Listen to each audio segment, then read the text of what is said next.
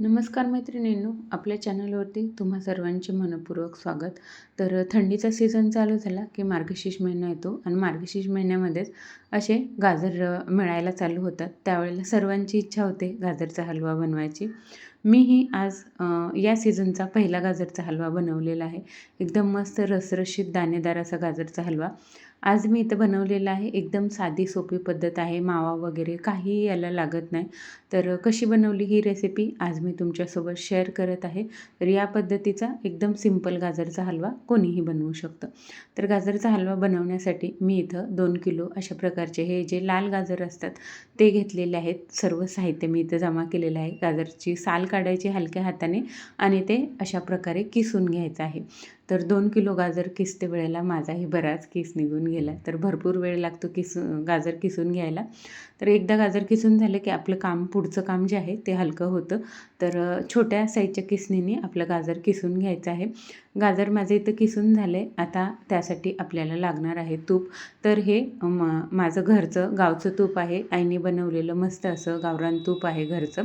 साजूक तुपामध्ये आज मी या तुपामध्ये गाजरचा हलवा बनवत आहे.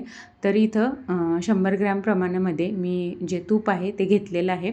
2 चमचे भरून घट्ट असं तूप आहे. त्यामुळे हे जवळजवळ 100 ग्रॅम तर झालं असेल. तूप हलकंसं गरम झालं की नंतर मग यामध्ये काजू बदाम आपल्याकडे जे काही ड्रायफ्रूट्स असतील, मनुके असतील ते इथं आपल्याला घालून घ्यायचे आहेत आणि तळून घ्यायचे आहेत. काही नसलं तर थोडेसे काजू आणि मनुके घातले तरीही चालतं. पण ते हलकेसे फक्त तळून किंवा भाजून आपल्याला घ्यायचे आहेत. तर या तुपामध्ये मी हे माझे ड्रायफ्रूट्स होते ते इथं भाजून घेतलेले आहेत. ते आपल्याला बाजूला काढून ठेवायचे आहेत आणि नंतर मग यामध्ये इथं मी एक बीट घेतलेला आहे. तोही साल काढून मी किसून घेतलेला आहे. बीटाला उकडवलेलं वगैरे काहीही नाही. बीट आपल्याला चांगलं 1 ते 2 मिनिट परतवून घ्यायचं आहे. तुपामध्ये छान ते फ्राय करून घ्यायचे. म्हणजे त्याचा जो उग्र वास असतो तो निघून जातो आणि मग यामध्ये जे गाजर किसून ठेवलेलं होतं आपण ते संपूर्ण गाजर इथं अशा प्रकारे घालून घ्यायचे. तुमचं गाजर कमी जास्त कितीही असू शकतं. संपूर्ण प्रोसेस याच पद्धतीने करायची. गाजर घालून घेतल्याच्या नंतर यावरती मी झाकण ठेवले आणि 1-2 मिनिट याला वाफ येऊ द्यायची. म्हणजे गाजर हलकंसं सॉफ्ट होतं आणि ते आपल्याला हलवायला मग सोपं जातं. तर हलक्या हाताने हा जो गाजराचा किस आहे तो संपूर्ण इथं मिक्स करून घ्यायचा आहे. माझं 2 किलोचं प्रमाण आहे त्यामुळे हलवायला मला हे थोडं जड जातं आहे कारण कढईमध्ये ते व्यवस्थित हलवून झालं पाहिजे. त्यासाठी इथं मी हे हलक्या हाताने व्यवस्थित मिक्स करून घेते. संपूर्ण तळापासून मिक्स केले. झाकण ठेवायचे आणि एक 5 ते 7 मिनिट हे जे गाजर आहे ते छान असं आपल्याला शिजवून घ्यायचे. मध्ये 2 वेळेला मी याला आणखीन मिक्स करून घेतलेलं होतं. गाजर छान शिजून झाल्याच्या नंतर यामध्ये 1 लिटर मी फुल क्रीम मिल्क घातलेलं आहे. फुल क्रीम म्हणजे काय, त्याची साय काढलेली नाही. दूध मी चांगलं गरम केलं आहे एका साईडला गॅसवरती म्हणजे आपलं काम पटकन होतं.